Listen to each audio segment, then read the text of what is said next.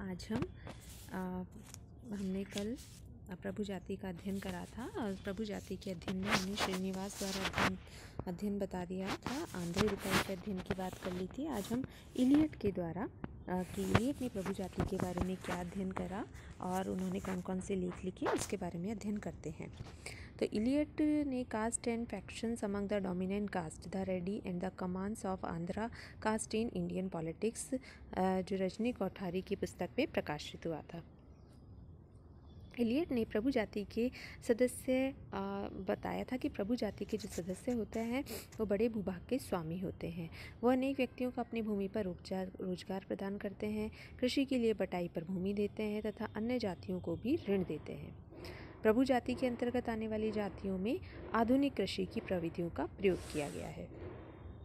इन्होंने आंध्र प्रदेश में प्रभु जाति का अध्ययन करा और उन्होंने बताया था कि 66 जैसे कि उन्होंने अध्ययन में बताया कि 66% पदों पर राज्य सरकार में पदों पर जो लोग थे वो प्रभु जाति बन गए थे।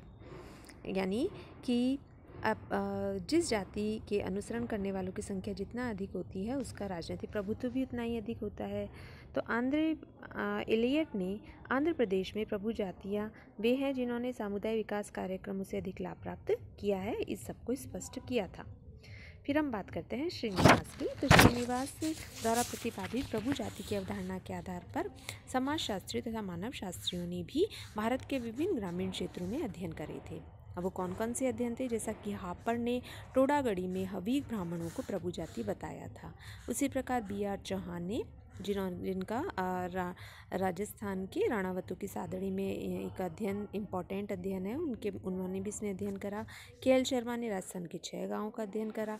आनंद चक्रवर्ती ने देवीसार ग्राम का अध्ययन करा। हिचकॉश ने खालापुरा का, मेयर ने मध्य प्रदेश का, आस्कर लेविस ने उत्तर प्रदेश के रामपुर का, N.K. शुक्ला ने भागलपुर में यादव जाति का अध्ययन करा। इसी प्रकार डी माथा प्रोकाक का कहना था कि ग्रामीण भारत में प्रभु जातियाँ महत्वपूर्ण है, ना कि गांव। तो इनके अनुसार गांव की राजनीति प्रभु जाति की राजनीति है, लेकिन दूसरे अवधारणा के आलोचक प्रभुत्व के लक्षण आदि इसके तत्व की आलोचना करते हैं। नेक्स्ट हम बात करते हैं प्रभु जाति की अवधारणा की आलोचना। तो प्रभुत्व जाति की अवधारणा की आलोचना दुबे ने अपने लेख the caste dominant and the factionalism 1968 में, T.K. ओमन ने अपना लेख the concept of dominant caste some queries में लिखा था। तो इनके अनुसार किसी भी गांव या क्षेत्र में कोई स्पष्ट रूप से प्रभु जाति नहीं है। अक्सर प्रभुत्व में एक से अधिक जातियां हिस्सा लेती हैं तथा उनमें परस्पर झगड़ा होता है। अगर कोई भी प्रभु जाति श्रीनिवास द्वारा निर्धारित लक्ष्य को पूर्ण करती है तब भी प्रभुत्व का आनंद जाति एक पूर्णता से नहीं ले पाती है, बल्कि उस जाति का कुछ प्रभावशील व्यक्ति प्रभुत्व का आनंद लेते हैं। यानी इन्होंने बताया कि पूर्ण जाति ही प्रभुत्वता का आनंद नहीं ले पाती है, अपितु कुछ लोग होते हैं उनमें जो इसका आनंद ले सकते हैं। तो ये प्रभावी व्यक्ति अन्य जातियों के अतिरिक्त अपनी जाति के गरीब असहाय लोगों का भी शोषण करते हैं। तो अगर दी हुई कोई परिस्थिति में प्रभु जाति को पहचान कर भी लेता है तब भी ऐसी जाति के सदस्य अनेक नेता अनेक गुटों में बटे हुए होते हैं, तो जिससे उनकी सत्ता सीमित होती है और दूसरी जाति के सदस्य प्रभुत्व में हिस्सेदार हो जाते हैं। तो आज भी अनेक क्षेत्रों में प्रभु जातियाँ हैं, जैसे महाराष्ट्र में मराठा हैं, मैसूर में डकाली घास है, आंध्र प्रदेश में रेड्डी और कामा शक्ति संपन्न है। इसलिए यह आवश्यक हो जाता है कि भारत के विभिन्न क्षेत्रों में विभिन्न प्रभु जातियों का व्यवस्थित क्रमबद्ध एवं गहन अध्ययन प्रभुत्व के संबंध में ही किया जाए। नेक्स्ट हम बात करते हैं S.C. दुबे की। S.C. दुबे ने caste dominance and fractionalism to Indian sociology में प्रभु जाति की अवधारणा का आलोचनात्मक मूल्यांकन किया है।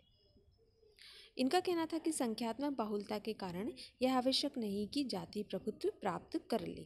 अधिक संख्या वाली जाति के सदस्यों में भी एकरूपता व जागरूकता नहीं होती, वह प्रभु जाति नहीं बन पाती है। तथा यदा कदा ऐसा भी देखा गया है कि अल्पसंख्या वाली जातियों में जागरूकता, सदृढ़ता और एकता के परिणाम स्वरूप प्रभु जातियाँ बन जाती है। इन्होंने आर्थिक तथा राजनीतिक शक्ति का भी मूल्यांकन प्रभु जाति के निर्धारण में करते हुए लिखा है तथा इनका प्रयोग व्यक्तिगत स्वार्थ के लिए किए जाने वाले जाति के सदस्यों में फूट पड़ जाती है तथा वह प्रभु जाति नहीं बन पाती है।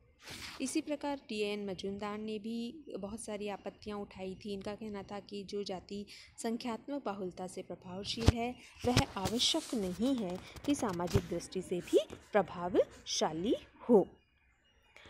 तो इसी प्रकार एंथनी कॉटर ने भी एलाइट इन रूरल सोशोलॉजी में महाराष्ट्र की गिरवी संख्या में जातियां राजनीतिक संगठन आधार पर संगठित नहीं होती हैं, जाति को प्रभुत्व से पृथक रखना चाहिए। और इनके साथ ही इन्होंने बताया था कि प्रभुशाली समूह की अवधारणा का सुझाव भी दिया था।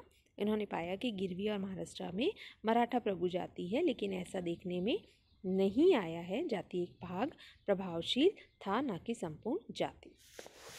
इसी प्रकार F.G. बेली ने भी the tribal caste and nation and caste and the economic frontier में निम्न तथा स्पृश जातियों में उच्च जातियों की भूस्वामी संपन्नता आदि को भी चुनौती दी।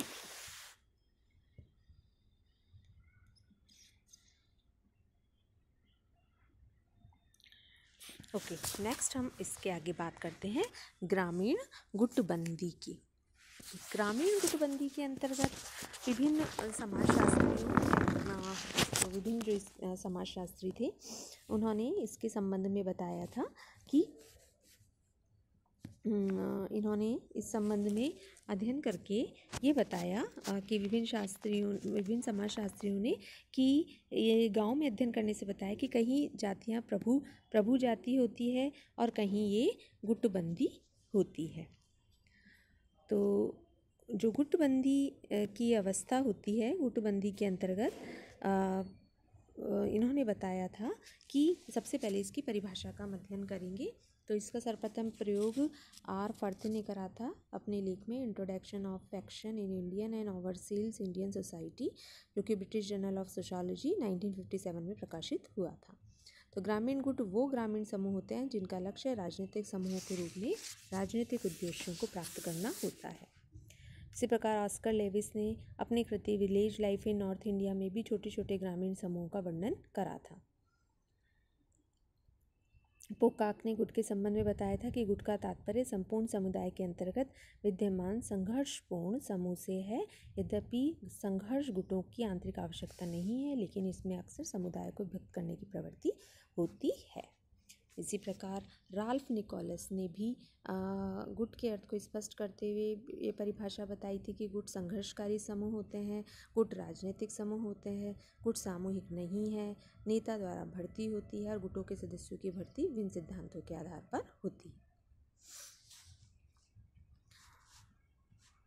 तो नेक्स्ट हम बात करते हैं इसकी, माफ़ कीजिएगा,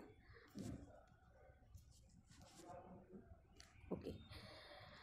निकोलस ने गुट के जो लक्षण बताए ये मैंने अभी आपको बताए हैं। तो इसी के साथ साथ लेविस, पोकाक, निकोलस परिभाषाओं से स्पष्ट हम कर सकते हैं कि गुट ग्रामीण सामाजिक संगठन की एक इकाई है जो सामाजिक, राजनीतिक, आर्थिक, सांस्कृतिक, धार्मिक आधार पर अपने सदस्यों को संगठित करता है।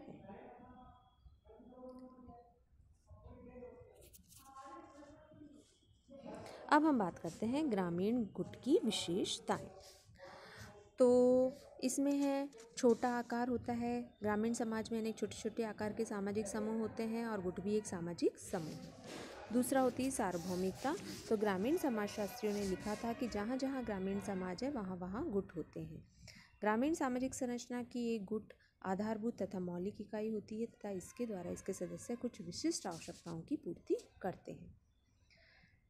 थर्ड हम बात करते हैं ऐच्छिक सदस्यता। तो गांव में अनेक गुट होते हैं, ग्रामीण उस गुट का सदस्य बनना चाहता है और इसके द्वारा उसके उद्देश्यों की पूर्ति होती है। वह सदस्यता अपनी इच्छा के अनुसार प्राप्त करने का प्रयास करता है और जब वह देखता है कि गुट के द्वारा उसकी आवश्यकताएं पूर्ण नहीं हो रही हैं तो उसकी सदस्यता छोड़कर अन्य किसी गुट की सदस्यता ग्रहण करने का वह प्रयास करता है। नेक्स्ट है सामान्य उद्देश्य। तो गुट के सभी सदस्य मिलजुल कर परिस्थिति के अनुसार निश्चित सामान्य उद्देश्यों तथा लक्ष्यों को प्राप्त करने के लिए कार्य करते हैं। गुट के सदस्य समान हितों वाले व्यक्ति होते हैं, इसलिए वे गुट के द्वारा अपनी आवश्यकताओं की पूर्ति करते हैं। नेक्स्ट है सामाजिक समूह। तो ग्रामीण समाज में विभिन्न समूहों के समान ही गुट भी एक सामाजिक समूह होता है।